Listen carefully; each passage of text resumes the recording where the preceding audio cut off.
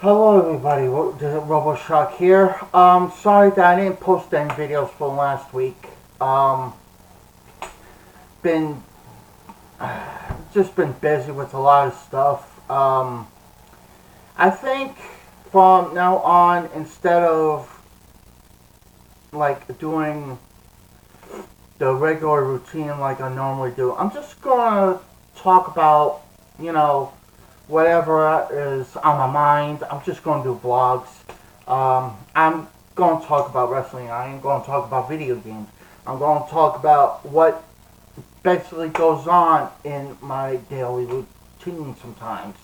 Sometimes I'll show you guys my thoughts and opinions on certain things and some of my ideas. And also, if you want me to give an opinion or talk about what comments you leave on my videos down in the comment section below, feel free, and I'll make a video of it and talk to you, give you an opinion about what I think about what you said and everything. So let's just start talking about last week. First off, I saw the highlights of AEW that appeared last week, and I enjoyed watching the highlights. I really did. Um, it's like towards the end of the program, I saw like not only John Moxley, everybody, and everybody else knows him as Dean Ambrose, and he was going after Kenny Omega. We saw Jack Swagger. Now, I didn't see him in quite some time, and when he first appeared, I didn't even know who the hell he was until people started shouting, "We the people, we the people," and then it's like, that's Jack Swagger? I'm like, holy shit! I had no fucking idea. Damn. But A&W was really impressive. I enjoyed watching it, and I can't wait to see more highlights of it, because I'm not exactly sure what time it comes on during the week, on what day. I'm going to try to figure it out so I could be able to watch it personally, but me watching the highlights, I don't mind watching. Impact Wrestling, I'm starting to really not care that much about anymore. It's lost quite a number of great wrestlers, and they went over to WWE, if not AEW, and other wrestling organizations that are out there. I mean, Impact Wrestling has lost a lot of friggin' shareholders and everything, so that's why they're like disappearing and that.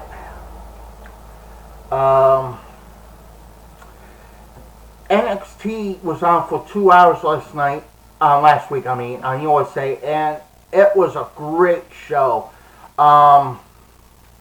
Didn't see any of the titles change hands at all. Matt Riddle came freaking so close winning the NXT title, heavyweight title, but thanks to the friggin' to his friggin' clan, shock the system, whatever you want to call them. And not only that, it hit Matt Riddle with a cast. Now, I understand that medical cleared him to wrestle with the cast on, but still, he used it as a weapon. And not only that, outside interference as well. So Adam Cole keeps the title. But what shocked the hell out of me was that Finn Balor is back in NXT. And not only that, Tommaso Ciampa is back in NXT also. So, can't wait to see both Finn Balor back in the ring. And I hope that they allow Finn Balor to win that Demon King makeup, because I really miss him wearing that, because that brings out the best in him.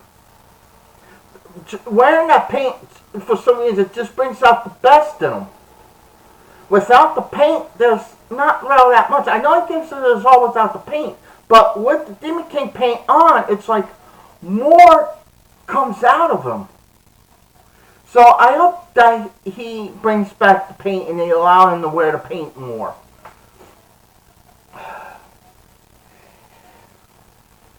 And we all know that the Attitude Era, they got all the gold, the tag team titles, and everything. And I really thought that the Street Profits was going to become tag team champions once again, but thanks to outside interference, as always, it was not shocking. But it is what it is. Also, last week saw the Friday premiere of SmackDown on Fox, and it was amazing. I freaking enjoyed it.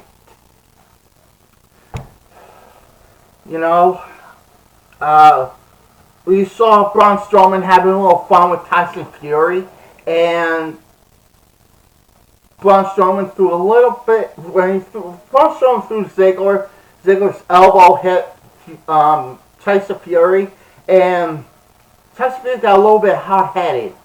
Braun Strowman was just having a little fun, like he said last night on Monday Night Raw. He was just having a little fun. That's all. But Fury made it out more than what it is. Strowman was not trying to embarrass him and make him look like a fool. He was just having a little bit of fun, because Strowman knows who Tyson Fury is. I mean, you're talking about the undisputed heavyweight boxing champion. Undefeated, I might add. I mean, damn. That was something. And then we all knew that Kofi Kingston was going to lose that title to Brock Lesnar. We all saw that coming. But what I didn't see what was coming after Brock Lesnar won that title, I did not imagine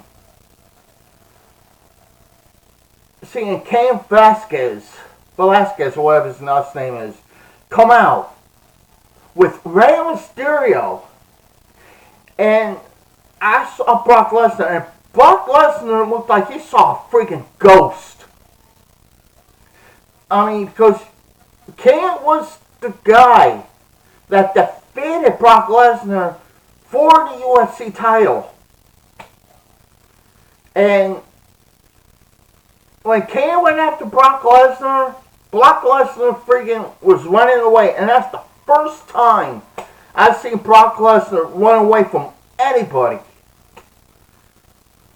But back to about Kingston losing the title to a freaking Brock Lesnar in about, what was it, 9 seconds? That's total bullshit, man. I mean, Kofi Kingston, it took him 11 years just to finally get a heavyweight title shot at WrestleMania. And he finally won it after 11 years. And then, all of a sudden, after having the title for like about a few months, he loses it this past Friday. I don't know what the hell WWE is thinking. I mean, it's not fair that they had to have Kingston lose the title to Brock Lesnar on Friday. That is totally, especially in that form of fashion within 9 seconds. That was bullcrap. Well, it is what it is, but still bullshit.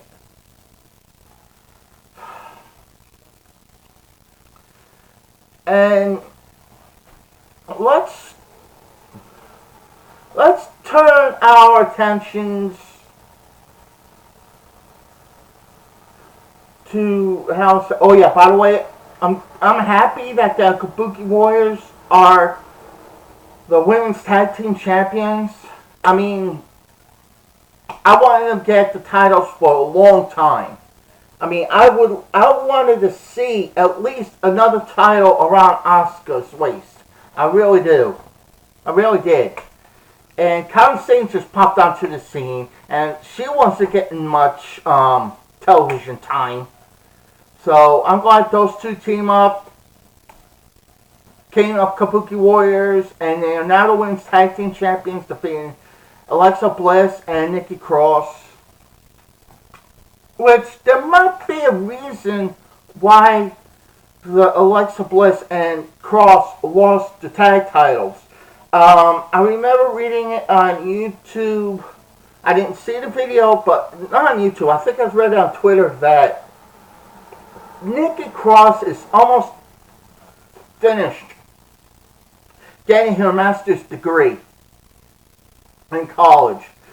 Now, she might leave the WWE when she gets her master's degree. I don't know. But it is interesting nonetheless.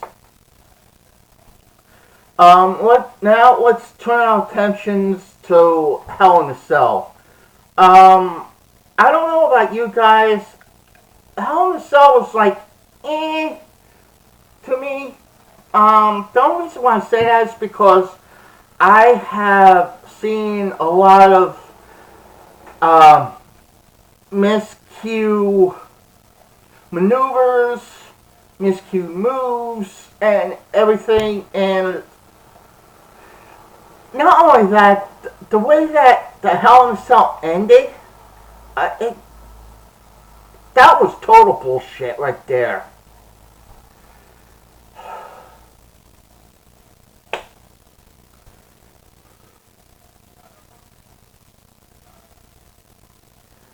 I mean, Rollins was hitting Bray Wyatt with a chair shot to the head. Then he took some kind of like, I think it was a toolbox or something, I don't know. It took it to Bray Wyatt, hit him in the head a few times, covered him. He still kicks out. Then the last thing he resorted to was a sledgehammer.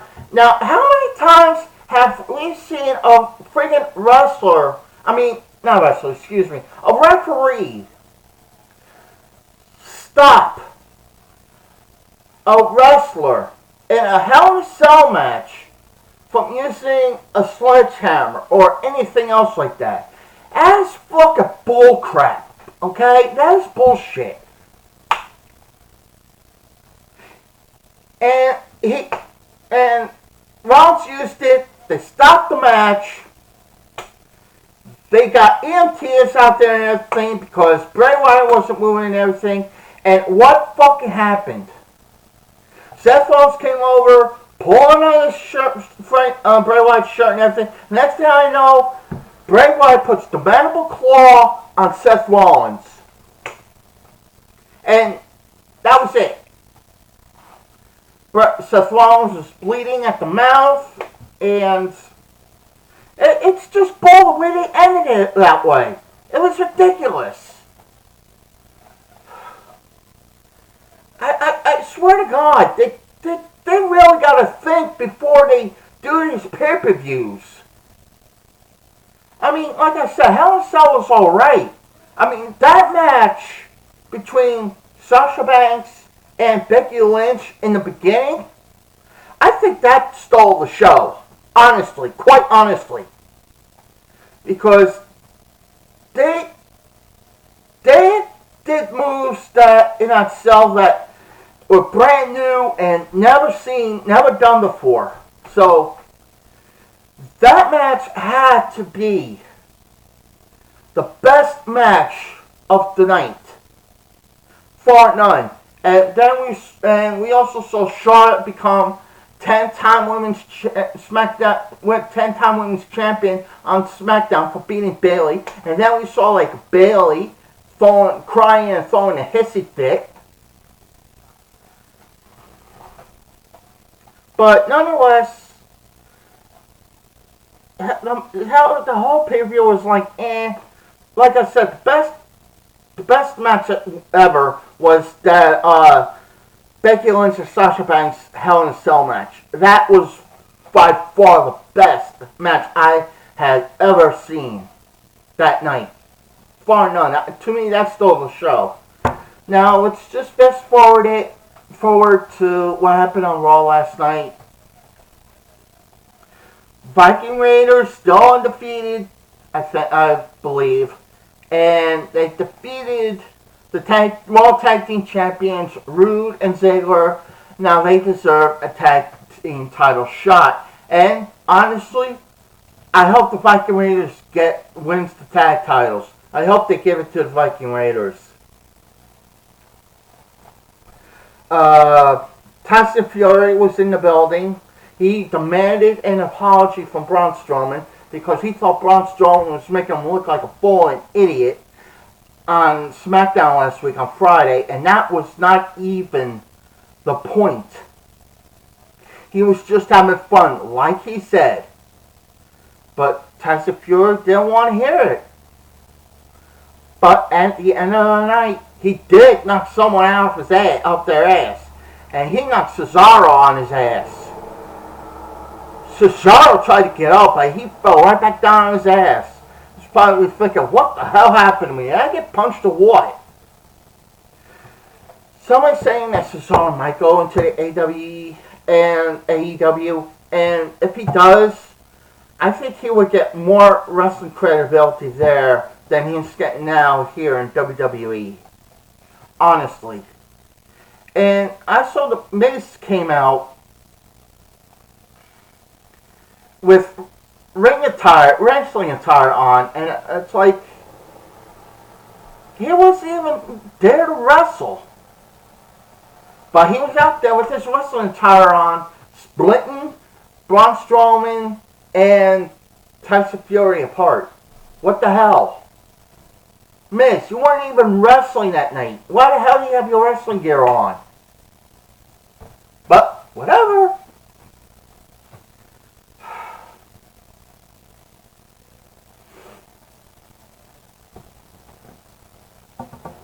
But didn't see Seth Rollins last night, nor did I see Bray Wyatt. But nonetheless, Raw was like, to me, Raw was like okay. You know, what shocked me was that, oh yeah, let's not forget, also want to bring this up. I don't know if Bobby Lashley is still married or he got divorced, but that freaking scene that he did with Lana, holy crap. So I don't know, and is Lana and Rusev still together, still married, or are they getting a divorce? I don't know what the story on that is. But the last time I heard Bobby Lashley was married and he had 2 daughters. But I don't know if Bobby Lashley's still married or he got a divorce. Because that's one of the reasons I could see is that he was probably getting a divorce. Because the scene that he did with Lana, holy crap. And I don't know if Lana and Rusev are going to be together anymore. Because there's no way in hell that Lana would be doing that kind of freaking scene with Bobby Lashley if her and Rusev are still together, along with Bobby Lashley still married. So the only thing I can picture that they're both probably going to get divorced or something. I don't think there's no way possible that I can see them agreeing to this kind of skit.